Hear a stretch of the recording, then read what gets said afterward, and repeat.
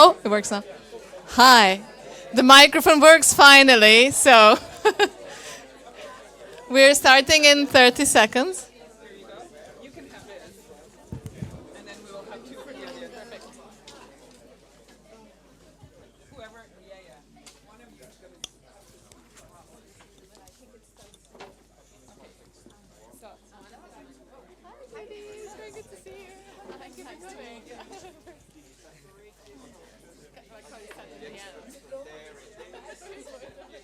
Oh, this is it. There's an extra chair. I miscalculated. Sit next. Oh. I clearly don't know how to pronounce it. I think they will turn off the lights very soon. Okay. Yeah. Oh, you are. That is the point. Thanks very much.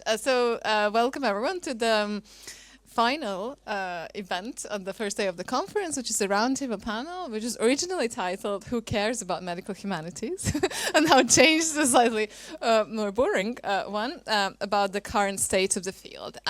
We're so honored and privileged to have so many different experts from different parts of the world and different disciplines to talk about medical humanities and how we feel about this concept, about this field. Is it a concept? Is it a field? Is it a methodology? Is it an approach?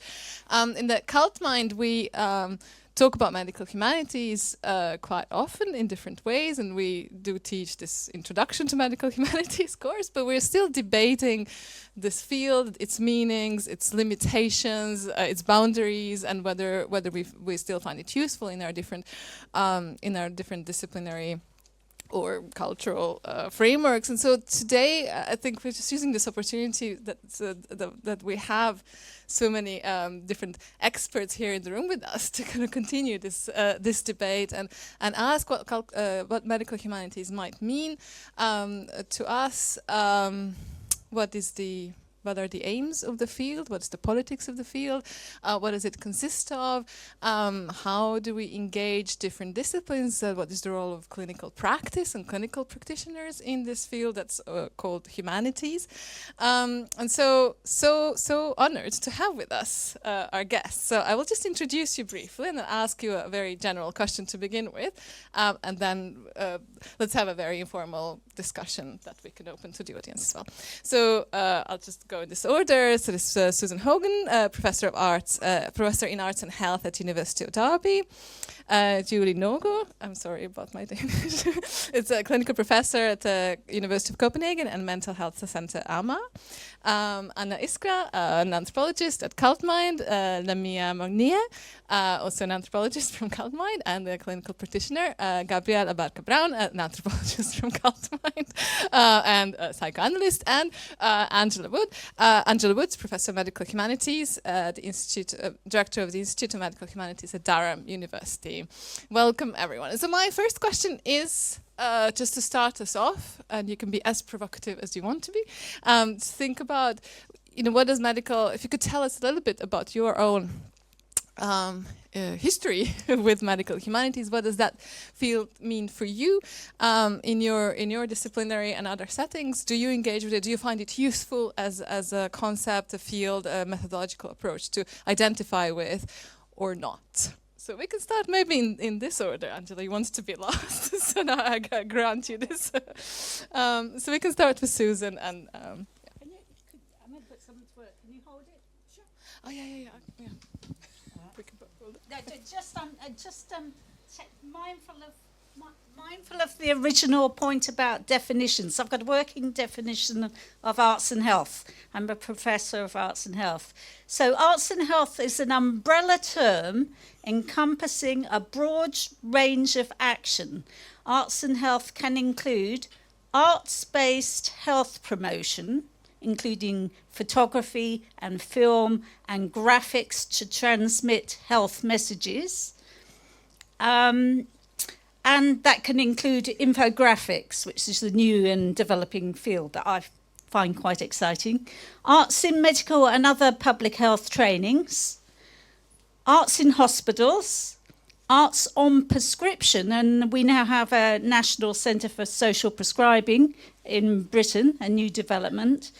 community and participatory arts, including arts for social action, therapeutic arts encompassing art therapy, drama therapy, music therapy, and dance movement therapy, which are distinct specialisms, but there is also now an integrative model which seeks to use all of these mediums. And these are regulated by the Health and Care Professions Council in the UK. So that's just, I'll let other people speak, but that's what arts and health is, and it encompasses some of the things that we'd include in medical and health humanities. Thank you. Right. I'm a medical doctor and a psychiatrist, and to me, the term medical humanities is somewhat vague. I think it is a very broad concept, and it spans very broad from, I don't know, bioethics to art therapy. And when concepts are that broad, they risk being maybe a bit too vague. But obviously, multiple science or scientific approaches are relevant and legitimate in psychiatry and for psychiatric disorders. So I welcome the plurality, definitely. But I think it comes with a sort of an responsibility to engage in the in empirical studies, that it's important to show effect of different kinds of treatments, causalities. I think that's really important, and it definitely needs to be relevant for the patients and for the clinical work. And can I ask just Sure. what kind of what area of medical humanities do you engage with, if you find particularly useful for your own work? Right. I've been working interdisciplinarily with philosophers for many years, and I think definitely philosophy can add significantly to psychiatry. Perhaps most importantly, with it is very good for us medical doctors and also psychologists to be exposed to a high level of stringency in the thinking, which the philosophers are very trained in. Also, I think that we really need, kind of acutely need, much more clear concepts in psychiatry, and the philosophers can also help us with that. Mm-hmm. Thank you. Hi everyone. So I'm someone who sort of jumped into medical humanities kind of coincidentally, because originally my research was more focused on New Age spirituality, pop psychology, self-help in Chinese contexts. And then I found myself here at Cultmind researching psychological counseling during COVID. So I think a few things. First of all, what I'm really interested in within medical humanities is sort of dissolving this binary of the clinic, of biomedicine, and then the so-called other or traditional or alternative modes of healing. So I think it's very important to dissolve this binary. And speaking of binaries, I also don't like to think about so-called humanities or social sciences as this explanatory model for medicine or for biomedicine. I don't like to sharply differentiate the two, and this is where the need for dialogue comes into place, and more explicit collaborations between medical professionals, healers, and social scientists, and also the need for us social scientists to be trained a little bit more systematically in biomedicine, psychiatry, whatever we're looking at. So maybe I'll pause here.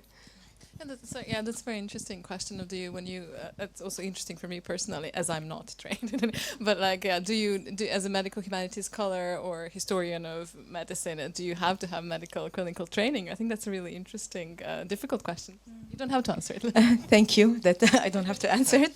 I think I like what Anna said about this sort of the division between humanities and social sciences. I think I struggle with that a little bit, because as an anthropologist, sometimes I'm a social scientist. In other places, I'm a in the humanities. But also, if I'm speaking about my region, like the Arab region, I don't think there's no such thing as medical humanities. I was recently in Tunisia attending a research forum for the Arab Council for the Social Sciences, and they were presenting a report on the status of the humanities in the Arab region, which is also very important because humanities very recently has become a site of, has produced a lot of sites of critique for knowledge, for psychiatry and for settler colonialism, for state violence, etc. But it was interesting that there's no medical humanities in there. And I think the reason is that there's different genealogies. So you find these critiques still within the social sciences and not within mostly like sociology of health, anthropology of health. This is where you find these critiques. So what can how can medical humanities bridge maybe these gaps between, why do we need to only talk about humanities and not, how can we bridge these gaps, I guess, or these binaries that Anna spoke about? Yeah. I have like a similar position that Lamia opinion, in the sense that we don't have, for example, in Latin America, something like medical humanity. I think it's something new at some point. It's a very porous field. And even it's a field that creates some tensions between a scholar, Latin American scholars that work in the global north and people that are working right now in Latin America, for example, in Brazil or in Chile, that they say, come on, you don't work, what is medical humanities? You work in social science and history and philosophy. I know people, for example, that work in dreams and daydreams and reverie, but they are philosophers and they are historians. So medical humanities is a kind of new field that some people are engaged in, and I think that some people, some researchers, they are working on medical humanities as a way to look into, for example, biographical, like the history of some like main characters, main psychiatrists or psychoanalysts in the 60s or 70s, or some experience in some hospital in Latin America. But I must say that we don't have like a very strong medical humanities field like maybe in the UK. I seem to have retained a microphone. I'd say we do have a very strong field of medical humanities in the UK, and one of the distinctions that I think is really helpful to draw is between a version of medical humanities that's very much tethered to clinical education, that I associate more with the US model of medical humanities, where it's about humanities scholars delivering bits of the medical curriculum, which is very, I think, invested in a kind of binary and supplementary notion of the humanizing effects of the humanities on a clinical practice and orientation and set of concepts that remains sort of not necessarily terribly challenged by that interaction. It can do some good. I'm not saying it can't. I'm not saying there's nothing productive about that. But I think you get a very different version of medical humanities when you start in a research context, where every participant in something like a medical humanities conversation has a backstory and an identity that's not defined in terms of being a medical humanities person. People will always say, well, I work at the intersection of X and Y, or I'm a historian of X, but I've been collaborating with clinician P, or I'm a clinician who's engaged with philosophers, as we've seen. So for me, it's a term that is capacious and wild and woolly and undifferentiated, and I've been really passionate about certain articulations and debates about the term and what it means and what it can do. So I shouldn't then turn around and profess an indifference to those conversations. But I'm far more interested in what it can designate as a sort of space of opportunity, and one that specifically emphasises collaboration, and it specifically emphasises not just the producers of knowledge, though it is really important. I think that the medical humanities is more and more and more and more committed to bringing in multiple perspectives, and particularly the perspectives of lived experience. But specifically thinking about audiences and thinking about for whom is this research. So one thing that might distinguish in my own training of working in literary studies people tend to want to talk to literary studies people. And, you know, they maybe think it's a bit radical if you're trying to make an intervention that philosophers or historians might be interested in, but they're typically not interested in their work having traction elsewhere. And I think that desire to want to communicate otherwise and think about the tactics and challenges of doing that is something that the field is really interested in and invested in, and hopefully has some good strategies for as the pen goes away. Thank you. And that's just to pick up on what you said, or the importance of, Angela, the importance of in medical humanities outside clinical medical education as an autonomous subject, as a research sort of field, intellectual research field of its own. And sort of now we're thinking who's the audience for this field, and the audience has been changing quite radically, right? And also I guess the political agendas have been changing. And so I was just thinking, going back to what Julie said, and so you said, so well, for you this has to be something for clinical practitioners and something that's relevant for patients. And I guess so this is a kind of maybe an interesting line of conversation. Does it have to, do you do medical humanities for clinical practitioners? Do you do something that has to be relevant or for patients? Or is this, we had this workshop last week with a group of social scientists actually from the UK, and we were thinking about medical humanities, and sort of there was a question, they kept asking this question about the autonomy, how do you maintain the autonomy of this field when you engage across these disciplinary boundaries, right? And so who is the audience? What does that mean for you? Who are the audiences?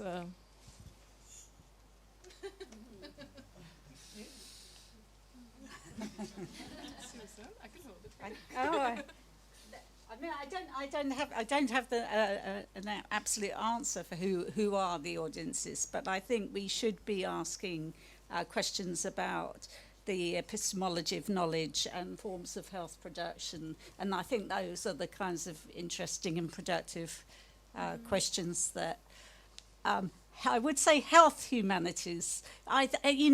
These terms are used interchangeably by some groups of people, and but I think if we're distinguishing between medical humanities and health humanities, I think the health humanities are asking larger and broader questions about the meaningfulness of health and illness for human beings in general, whereas medical humanities is very slightly, or at least historically, has been slightly more focused on medical education and the ethics of care, humanising healthcare, and an acknowledgement that medicine is fundamentally a moral enterprise. I'm looking at my colleague at Durham for affirmation. Can I say something? Okay. Okay. Yeah, and I think that is related. This issue about audience, I think, is related with the needs of some countries. For example, in Chile, there is right now an emerging field of medical anthropologists, but it's not the kind of medical anthropologists or critical medical anthropologists like, for example, Junco or Dominique Behage or Cristiana Giordano, that they try to criticize the system, the practices, the knowledge.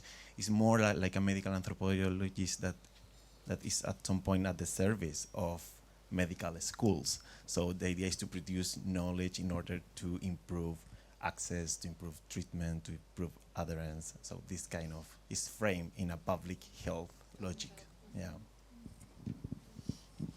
Yeah, I would worry that if it does not have, or at least the medical humanities, if it does not have to have any relevance for the patient and the clinic, then I would be worried that it would end up being a conversation between humanities and social sciences about psychiatry or about medicine, and I'm not really sure that would be very helpful. Oh, well, them's fighting words.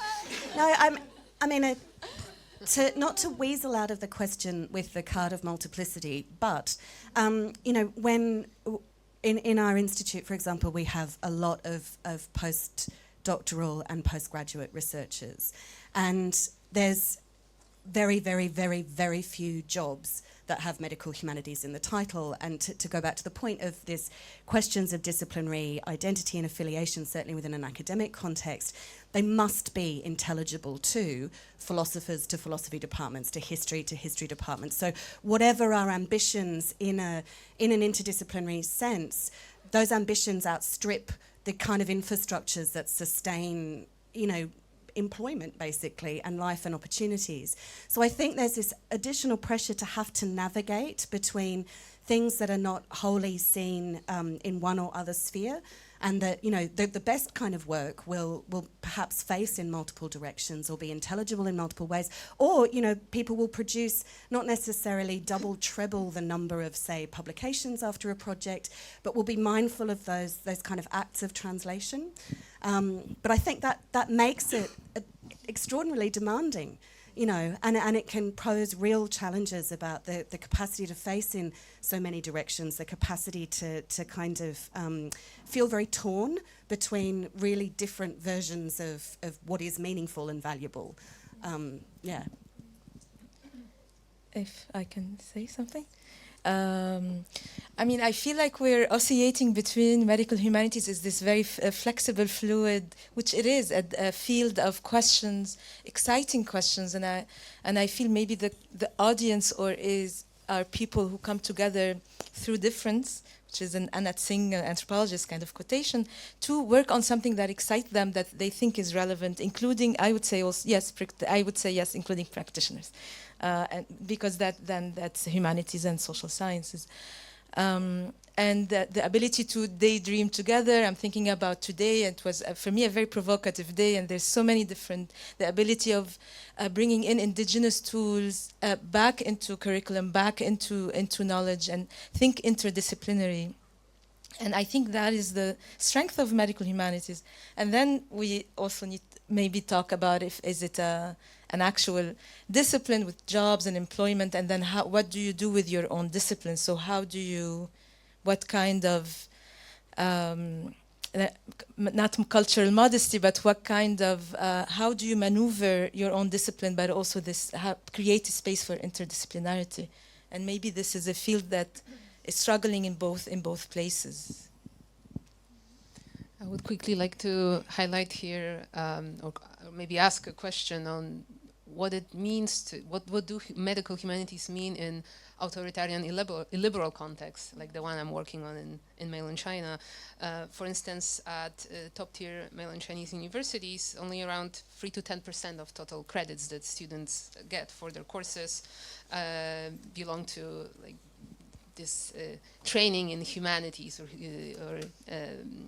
humanities-centered approaches to medicine. But there is another 6 to 8% of these credits that come from so-called political theory, which is basically Mao Zedong's thought, socialism with Chinese characteristics. And in these local educational contexts, these are too considered, in a sense, medical humanities. So the provocative question, we can be like critical or dismissive about it, but maybe we should keep it in mind. And then again, in mainland Chinese context, certainly there are these rising decolonial approaches, for instance, to psychiatry, psychology, seeking for this like indigenous approach to psychology that do not directly draw from these Euro-American theories. So we can approach those as decolonial approaches, but we can also approach them as nationalistic projects, and sometimes they are specifically this. For example, when people, like researchers, do this digging into the past, 5,000 years of glorious Chinese history, which in itself is a construct, this continuum to like sort of prove that we were first, you know, with this idea of treating the mind and so on. And finally, to give an example closer to what I'm researching currently, if you think about the whole zero COVID regime in China that lasted for 3 years and was so strict, it is a form of biopolitics. And currently, in mainland China, when you do research on the pandemic, words such as lockdowns are basically crossed out of official vocabulary. So also, how can one do critical medical humanities within this context? That's a question that I think should be considered. I was just going to add that I think it's a productive space. You know, that's one way to think of it, because interdisciplinary work is hard, and although certainly in Britain the Research Council says that's what they want, there's very little evidence. Well, there's, you know, it's lacking infrastructure, and also a lot of the journals are very, very particular about what they will accept. So I do think we should think of it as a productive space for discourses that couldn't otherwise exist, actually. And what is the I mean, so that is the question: what makes for genuinely critical medical humanities, right? And sort of this intellectually robust, independent, autonomous, critical field. I'm not in the sense of just sort of criticizing medicine, but in criticizing, having a reflexive, critical approach to its core concepts, right? Its core ideas, right? And I think maybe that's some of the critique of medical humanities, is that it can serve as as this kind of a form, that it's kind of instrumentalized, whether to kind of write national histories or instrumentalized within the medical sphere, right? To do some part, to serve some purposes within the clinic. So I think that's what makes for critical medical humanities, Angela. Well, I've been thinking a lot about this, and I know Felicity, if she's still here, has thought a lot about this in the past, and actually thinking back to her lecture this morning, and thinking also to a colleague in the US writing in Synapsis, actually suggesting that the critical medical humanities is not remotely being critical enough or politically engaged enough. Okay. That there's been and this is one of the things I think that sometimes plays out in the distinction, some distinctions that are drawn in some contexts by people wanting to differentiate health and medical humanities, is seeing a much stronger sense of a campaign for social justice that is embraced within health humanities, and that medical humanities can remain critical in the sense of the kinds of critical theoretical manoeuvres that don't necessarily seek to intervene in public discourse as much, or don't embrace politics in a more direct and obvious way. So I think that's actually a really interesting challenge for the field, and I think more and more, that there's not, to my immediate knowledge, a huge number of people who are, as Felicity did this morning, seeking to bring, and stitch together concerns and debates that might be seen to happen within medical humanities and, things that are going on materially in the world, as you've just pointed out as well. And that's what I think Cultmind is really interestingly positioned to do, and is already doing and embracing, but something I think that for me feels quite distinctive in the field. There aren't politics people, we think of this like endless, it can sometimes get tedious, but sometimes it's quite helpful. The list of participating disciplines very seldom has politics in there, not to suggest that only politics people have politics, but anyway, I'm wittering now. Yeah, political science, you're right. It's a very rare, I think, participant in medical humanities, structurally or institutionally. That is true. But I mean, that may be for better or worse. I don't know. Actually, I'm going to speak up for the International Visual Sociology Association, which is interdisciplinary, but is quite dominated by anthropologists, I think. But they are very distinctly and usually political. So that's quite an exciting space. Okay. Did you want to say something? Yeah. For me, for example, this logic of how to be critical in medical humanities is a very problematic issue. I have a background as a practitioner. I have worked in psychiatric hospital, family health centers, and I know the pressures that practitioner has. For example, when you have to work with 14 patients per day, or you have in an emergency room receiving patients with outbreaks, for example, psychotic outbreaks. So sometimes you see like medical humanities scholar criticizing, saying, okay, no, we see some violence or racialized dynamics and critiques that sometimes they are not fair at some point. Sometimes I feel like some scholars should go and do an internship, maybe in a psychiatric hospital and embody, and then come back and then write papers again. Yeah, maybe I'm asking for too much. But in my ideal work, something, to. And based on that, I think that the concept of context, it's very important to revitalize the notion of context, not as a scenario that is behind, something that is alive. And for example, when you work in very precarious context, the context is super important to understand how a specific practice change, for example, in psychiatry. I would like to emphasize that the context is one of the core Cultmind concepts. Thank you.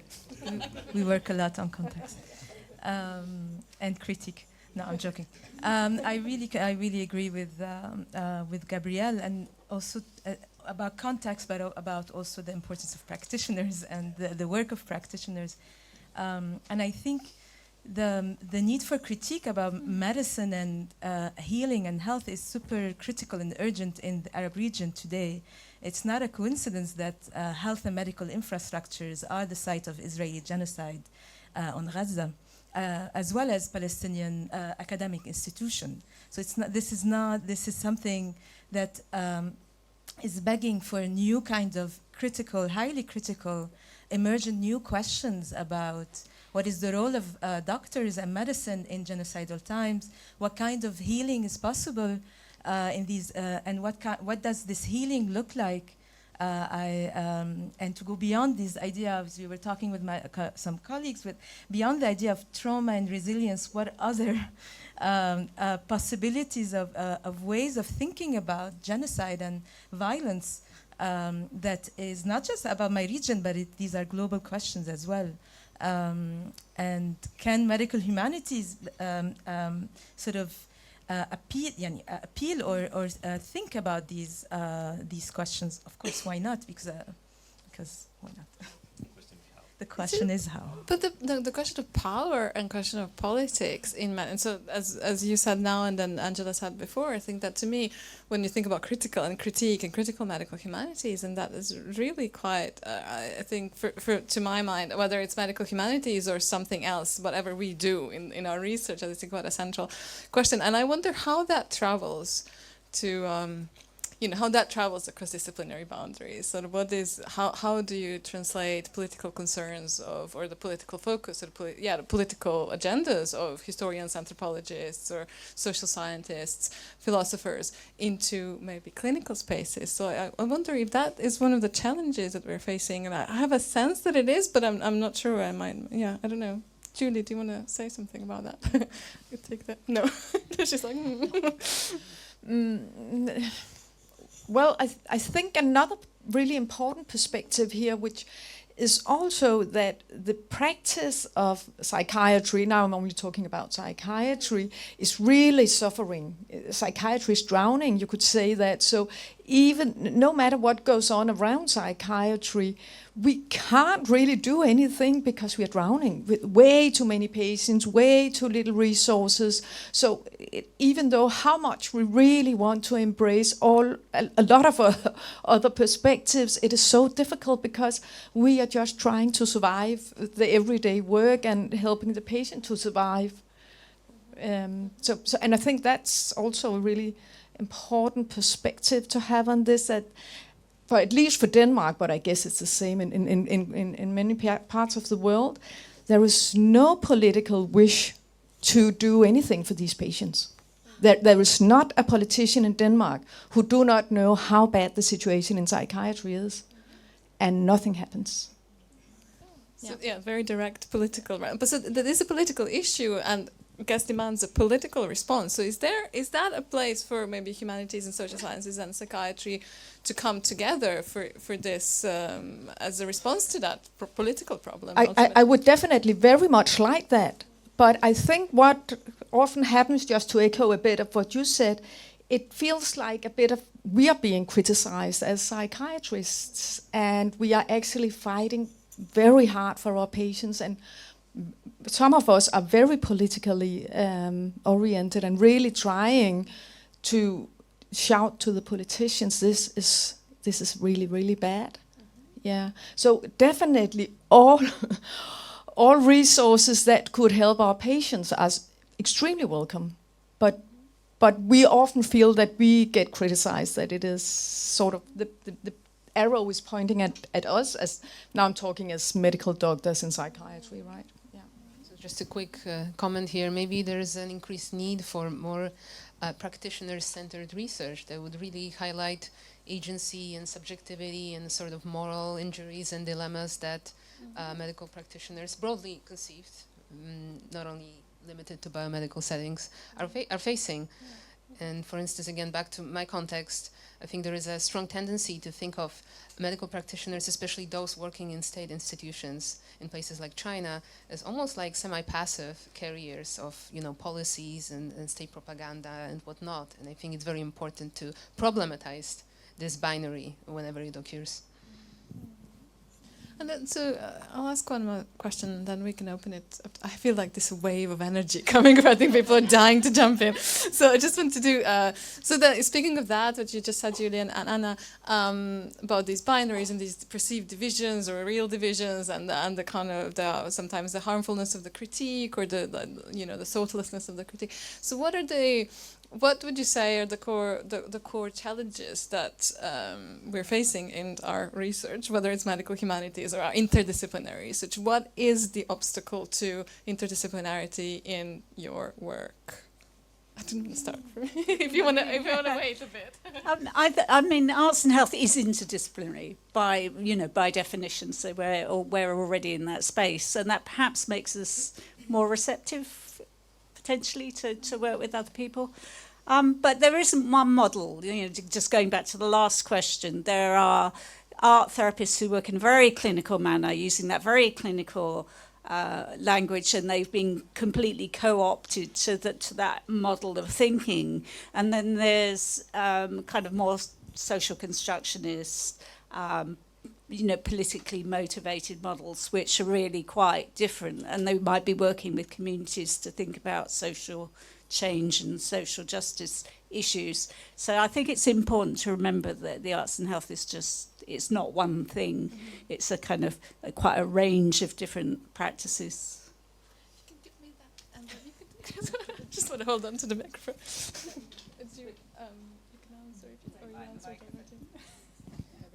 I would say, and this is just speaking from my own current experience, the job market, I think, for like younger scholars or people, you know, on the job market looking for jobs, situating yourself as a medical humanities person, I guess can be beneficial in some contexts, but it's also kind of blurry, right? Like, what discipline do you belong to? What exactly do you do?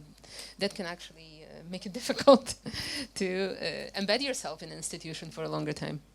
Sorry, I didn't mean to exclude you. I just wanted the microphone. But No, I didn't feel excluded. No, I don't think I had any. Okay, good. No challenges from. No, are you sure? No challenges, Jim? Yeah, sure.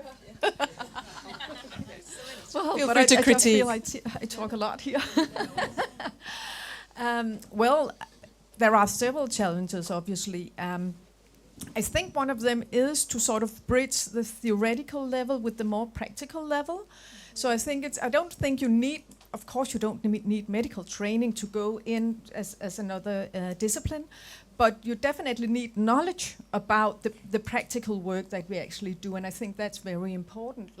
And also as coming from medicine, we also need knowledge about the different disciplines that we are working with, because otherwise we might all lower our sort of, our competencies in order to reach each other. We just go low, and of course that's not helpful at all. So we need to find a way how to sort of connect and understand each other coming from different paradigms, because the other risk is also that we just sort of becomes like shipping passing in the night, not really engaging in the conversation. Yeah. I mean, I think it's the same challenges for me, and it's time and money and a room where one can explore and experiment and play with therapy, with ideas about healing, ideas about politics, and then coming together in these different disciplines and occupying them a little bit, and also learning about them in deeper ways, as you say. And maybe think about something I think a lot about transdisciplinarity, not necessarily interdisciplinary, so one discipline speaking to another, but all of us creating a discipline, so becoming transdisciplinarity, bringing these methodologies to answer this exciting research question that is also important and crucial and critical. And it sounds really nice, so we're in academia, so it's not easy. I agree with all comments. I'm gonna try. It's impossible. Yeah, it's very hard to say something new, but I will try. I think that in medical humanities we need more, in a global level, we need more social science, more theory. I think that I really love Michel Foucault, but sometimes it's too much. No, I'm not saying no, because I know. I really love the work of Michel Foucault, but sometimes it's a kind of reification, a constant reification of concept. There always is power, resistance, and refusal. This is another trend of theory. And yeah, it's a kind of reification of theory. And in a local level, I mean like in a regional level in Latin America, I think that we have to move beyond this structure-based approach in social science, because obviously we have Marxism in the 60s and 70s, and social medicines and community psychiatry, and I think that we have to engage more with this kind of new discourses that sometimes Marxism resists, for example, discourses about feminism and intersectionality and multiculturalism, and decolonial theory, in the sense that I know people in, I don't know, South America, for example, in Chile or Brazil, Argentina, they engage with Frantz Fanon, and come on, Frantz Fanon is working in a very different colonial context. Our colonial context and coloniality in South America is very different. We are dealing with the subversion of subjectivity with the Spanish conqueror. You know, it's like kill the Spanish conqueror that live inside you, you know, something like that.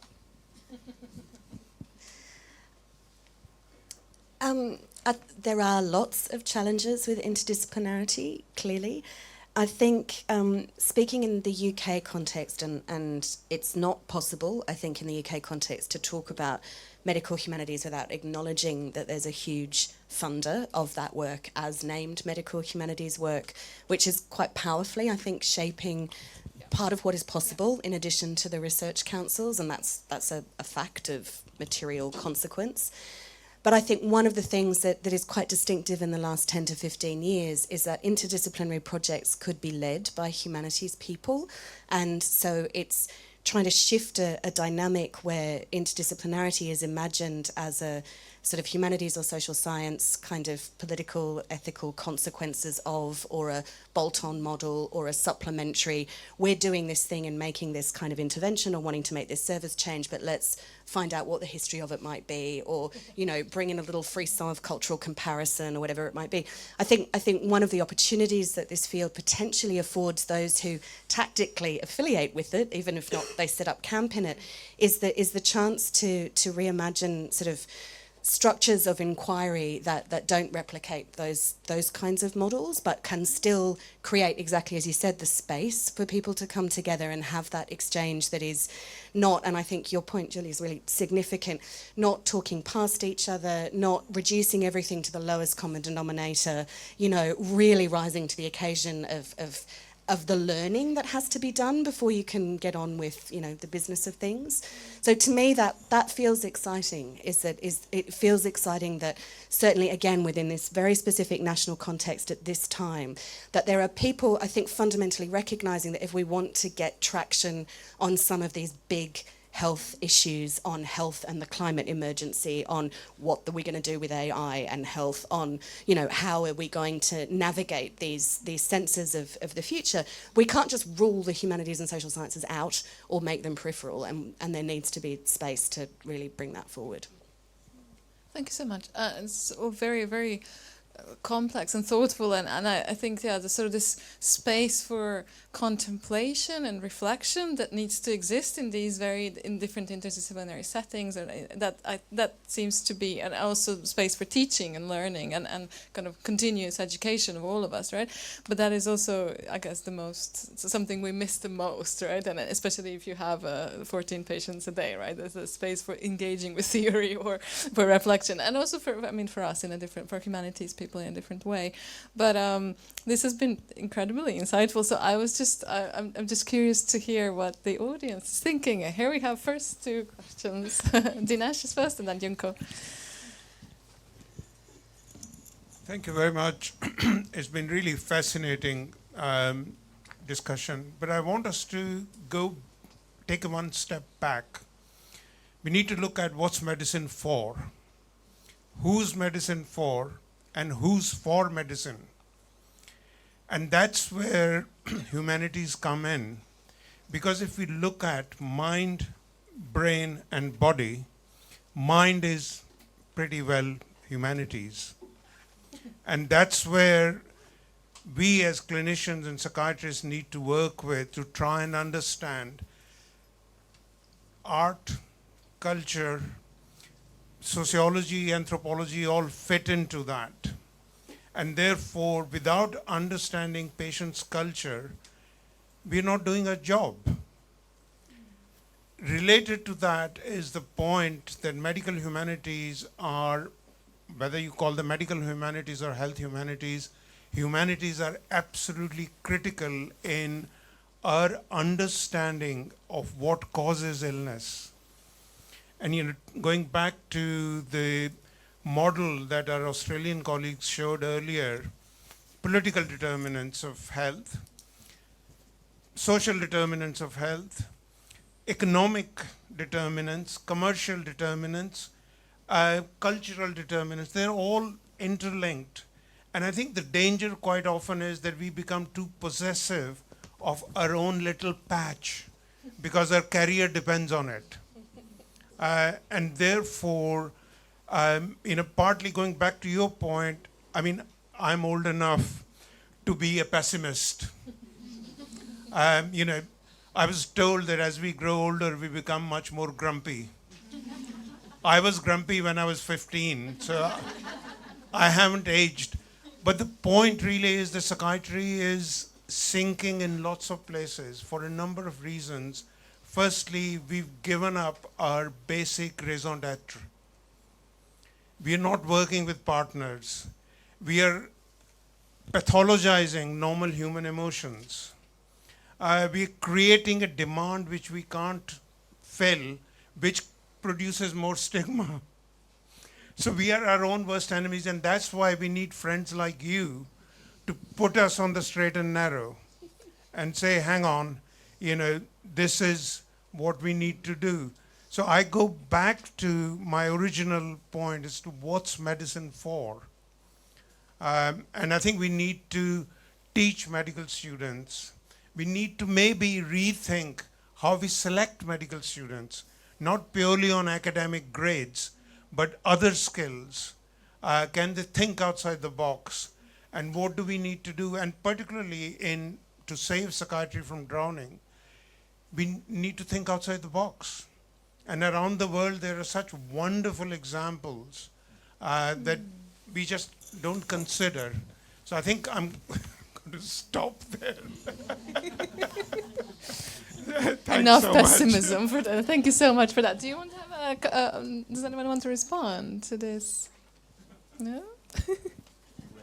Junko, I think Junko was, Nadia, yeah, it's just I'm a little surprised by your pessimism because what I got out of your book is optimism for the future of psychiatry. Do one thing, say something. Yeah. Right. I just want to say a few things about what's happening in Japan and then make a request. So even though people have been doing this kind of medical humanities sort of things in psychiatry at least for at least half a century, medical anthropology has become part of the core curriculum in medical schools in the last 5 years. And now because medical students can be tested on medical anthropology for their license exam, we're taken seriously. Yes. Well done. Yeah, so we teach at medical school every week, and there's a lot of excitement. And whenever we do conferences with doctors, they find it to be a very sort of reflexive and critical free space where they can engage in a different way from what they do in medical conferences. So I see a lot of optimism. But at the same time, because we're sort of latecomers, we look at different medical humanities tradition in the UK, the US, and elsewhere. And I don't exactly know what should be the core curriculum. And there was a series of case studies in social medicine in the New England Journal of Medicine, where they took up a case and then applied a social scientific concept to illuminate, what we can learn by using social sciences, and we found that to be very, very helpful. So Seth Holmes and others have are trying to recreate the same series for the Lancet. And I've been involved in that, and it's been really exciting. So what I like to request to people like you is to gather together, the directors of those centers that teach medical humanities to come up with a textbook and a set of core concepts and also methodologies that really need to be used and that really can be taught effectively at medical schools. So.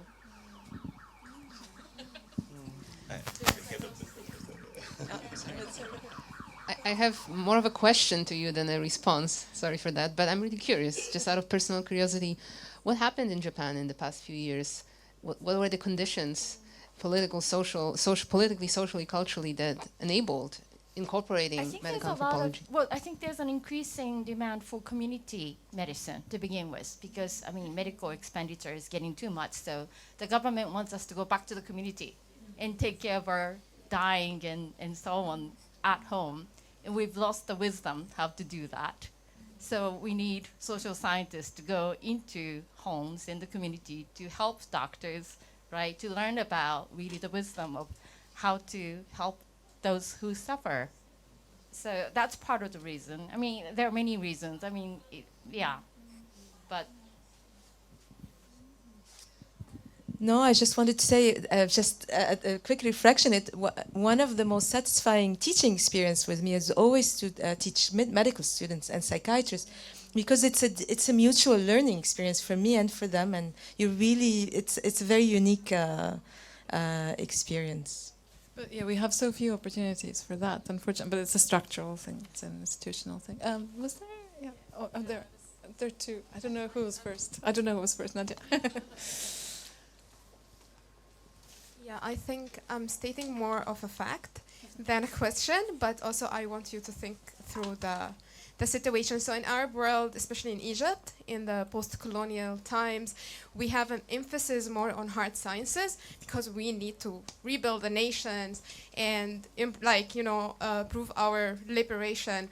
So by time we have this kind of ego that is built up among the medical professionals, even they are Egyptians, but they are so much, very much loyal to the biomedicine. And also we don't have in public universities any kind of liberal arts education. So at the same time, we have social sciences. State is very suicidal, very stagnant, repeating itself. And even constitutionally, when we talk about science and research, it's always hard sciences. Nothing about social sciences. So here's an impasse. I think it's very incompatible to have medical humanities, or is it possible? I don't know. But I wonder how different the situation is in Denmark as well. I don't know, but so much funding goes into research, funding goes into natural sciences, and humanities are very badly underfunded. So I wonder if there's some sort of global. Anyone wants to respond? I'll respond very quickly and say I had a very, very short experience with teaching young doctors in Cairo, it was more about anthropology, I think.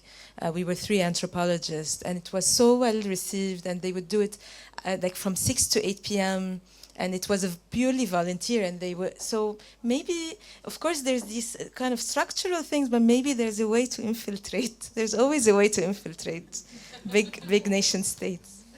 There's Shadi and then Sophie. Hello, yeah. Sorry, I was writing some notes, but I was also so impressed by what you've just summed up what I was writing in my notes. So, a few things I think for medical humanities, medical anthropology, or health anthropology. I feel like that's only some terminologies. Why can we not invite whoever is interested to work in the health space, embrace each other, and work together to improve the health of people, right? That's what we are here for. That's how I have been working in health, although my background is social science. I am an artist as well, in a sense that music is something that I do. So it's those labels, I think, create the boundaries. And with working with indigenous space for almost 20 years, it has broken all those boundaries to me. You know, and even much clearer every time I work in that space, and that holistic model, it's so interrelated. We do not know. I quite agree with that we need to improve patients' outcome. Otherwise, what's the point? I quite agree that we need theories, but we need theories, all-encompassing theory, but also it needs to be very place-based. It needs to be very localized approach. I've been working in that health services research, so we need health service-based research, but also we need very much community-based health research. And what I like the comments that you made. So I was kind of writing all that down from all my experiences. But I think and not everyone will be interested in working in health. So whoever is interested, whether it's mental health, whether it's physical health, whether it's any other type of health, and we probably do not know what works yet. Pinpointing, yes, we can. My PhD was in cancer research, but cancer in the Aboriginal communities, what is the meaning and understanding of cancer? And what is the experiences like for Aboriginal peoples with cancer services? I had never had a kind of plan to include and write a paper on the bush medicine, for example, for cancer treatment. Most of the patients actually mentioned that along with the mainstream medicine, they opted for bush medicine and traditional healing. And it's a belief, it's a mental kind of like, so I think it's much more kind of, we have to have that bird's eye view and have to have that open heart to accept each other's more so than labeling who we are, I suppose. Thank you. Is there any value to labels? I mean, I think the point was made by one of my fellow speakers that we need transdisciplinary approach to solving some of these larger questions.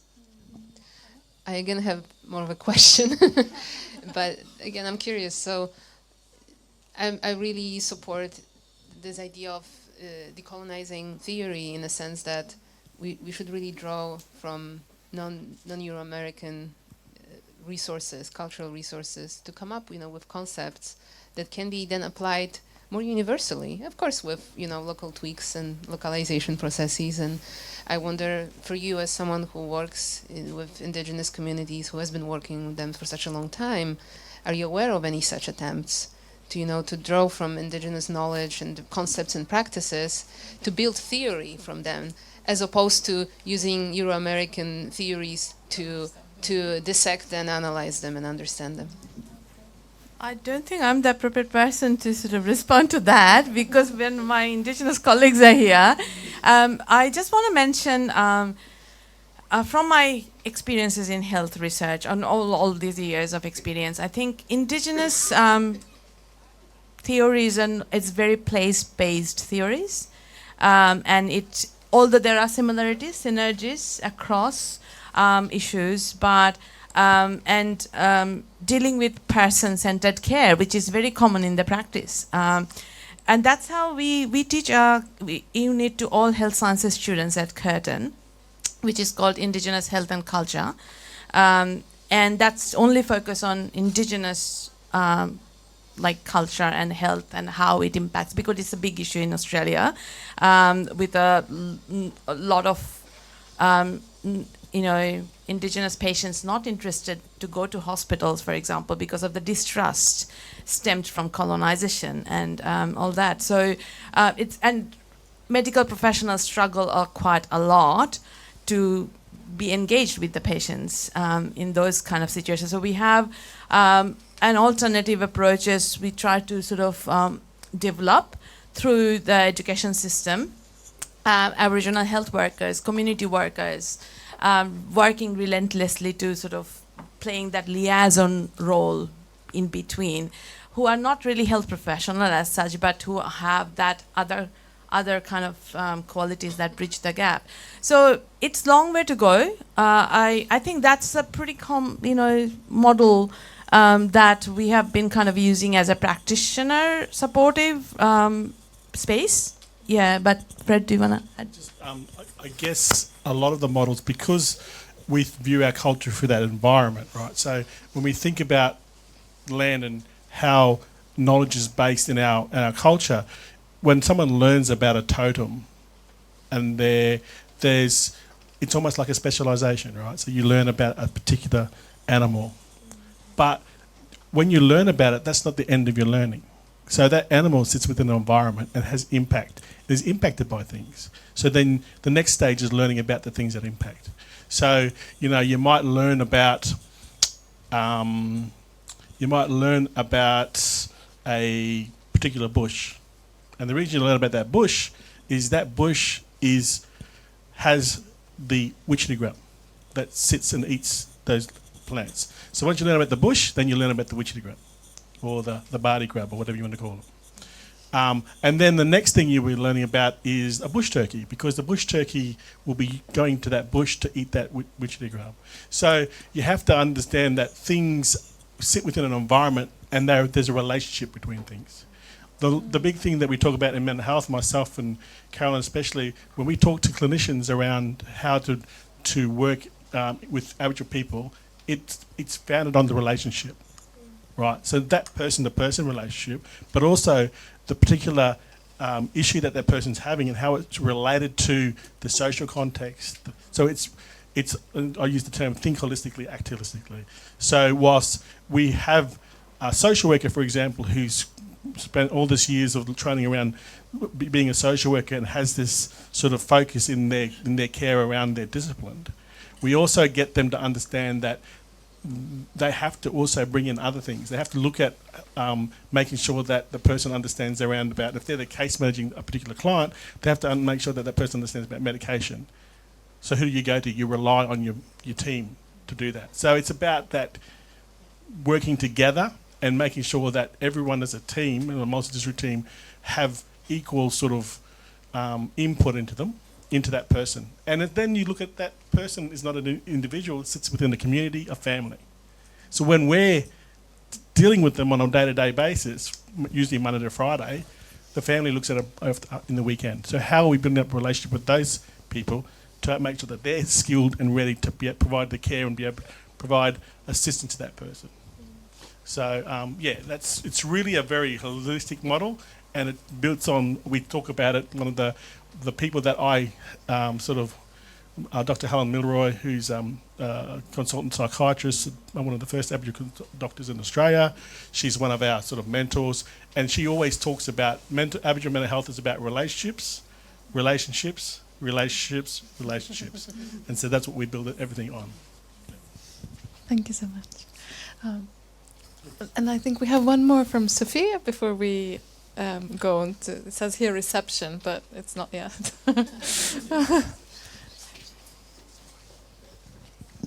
Thank you.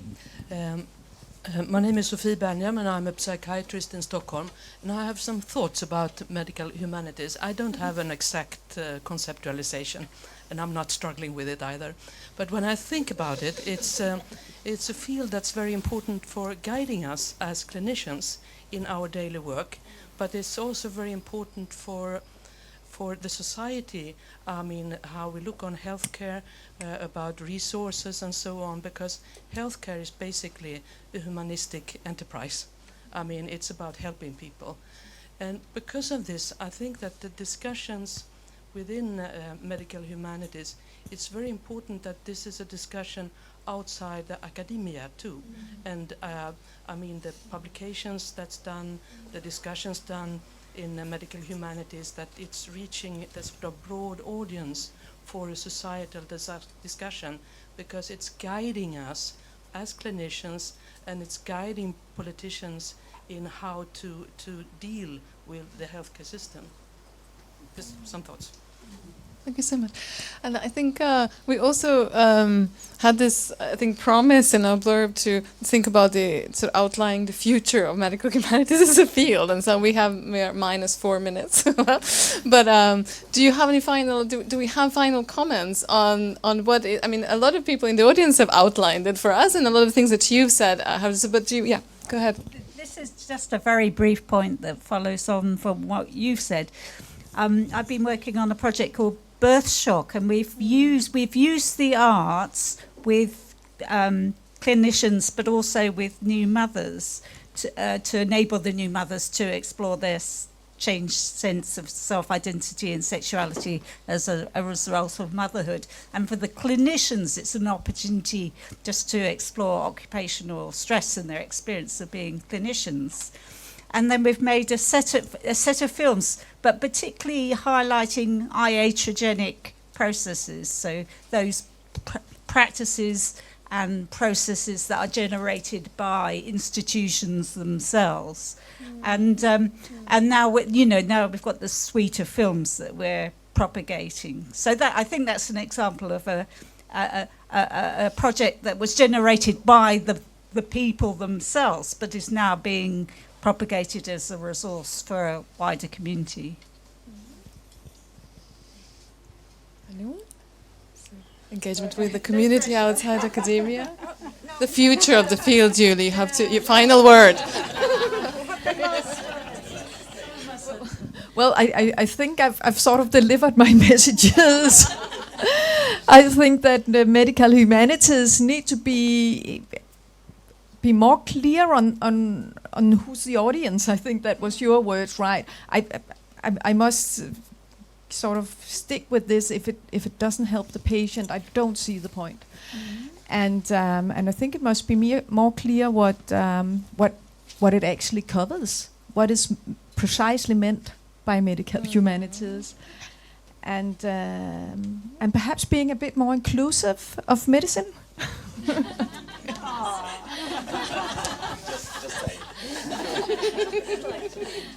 Thank you. I just want to quickly reiterate what I said earlier. I think decolonizing theory is really important, and really moving beyond Foucault. To echo your point, like there's so much more than Foucault. I actually just wanted to reiterate what Iskra said, and how important it is to dislocate and attach to new forms of knowledges and universalize them, as you said. I don't think I am personally not capable of attending any more workshops on beyond trauma or critiquing trauma. Trauma has been critiqued since the 1980s and so-called decolonized since the 1980s. I personally can't anymore. So what are other ways, other modes, to have the imagination and the capacity to look elsewhere, to dislocate and attach to other knowledges? Super. I agree. No more beyonds. I have two comments for the future of the medical humanity field. I think that a challenge is how to be at the front of the discussion, not like behind the discussion. I think that how we engage with artificial intelligence, for example, right now what is happening with how this algorithm can predict like the criminal mind of young offenders, I think is very hard. I think that we should investigate and research on that right now, not 20 years after. Or, for example, the role of genomics in psychiatry right now, how erase any kind of cultural difference or so on. So that is one comment to how to be in the front. And the second one is about transdisciplinarity, that I really have like an ambivalent position about that word. Because obviously it's an ideal, right? It's an ideal. And I think for working in a transdisciplinary way, we have to first challenge our own genealogies in our own countries about discipline. For example, I remember a discussion that we had with Jason, hi Jason, that is there, about, for example, how in the US or in the UK is, okay, this is the Department of History, this is the Department of Psychology, this is the Department of Anthropology.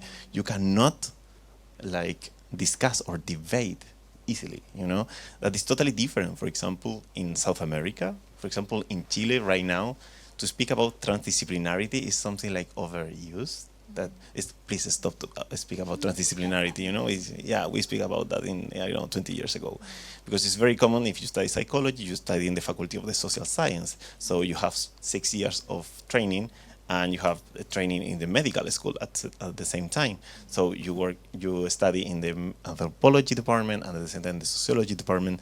So, and you have community work. So everything is merged. Everything is very fluent. So I think that we have to challenge our own traditions first. I think it's an exciting future. And something I think I would like to emphasize is how much I think medical humanities can name a space that is open to and respectful of wanting to learn from much longer established traditions. You know, it's not new, I think, as was said. It's not new for the humanities, for the social sciences to care about health, and to care about health not in just the clinic, but in the nursing home, in the school, in, you know, the literary memoir, in the popular film. We've been doing that collectively in lots of other disciplinary and other professional configurations. And I think one of the things that medical humanities can do is be maybe tactical without trying to reinstate a very bounded field. So I think I disagree, Julie, about that precision, because I think one of the things that it can be really productive to do is to come to a medical humanities event or read a special issue, and each time get quite a different flavour of what's contributing to it and what it's trying to achieve, but without trying to erase the fact that there are really important things that anthropologists bring and that anthropology brings. It's not the same thing, that's not trying to collapse everything into a sort of melange of just like not biomedical.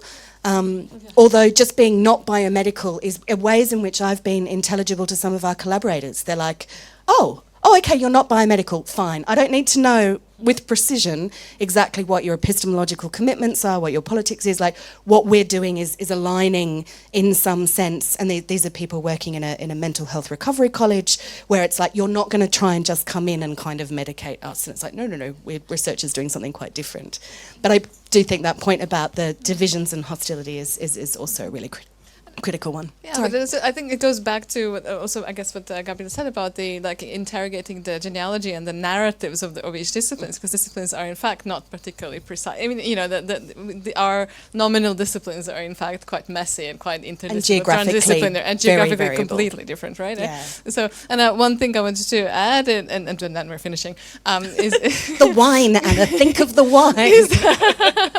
And now I forgot. Now there's the transdisciplinarity, and it's sort of it's a very important goal, but actually sometimes differences in our particular flavors of disciplinary work are maybe not translatable to each other. And we face this untranslatability. So these disciplines, when they come together, that's more than a sum of their ends, well, some of their parts, but sometimes it's not. Sometimes it's actually untranslatable. And I think what's really important, maybe for the future of the field, is actually not to shy away, not to disengage from this untranslatability and from this conflict or from this disagreement, but to actually somehow sit with it. How do you say, therapists? Hold it. No, yeah, exactly. Yeah.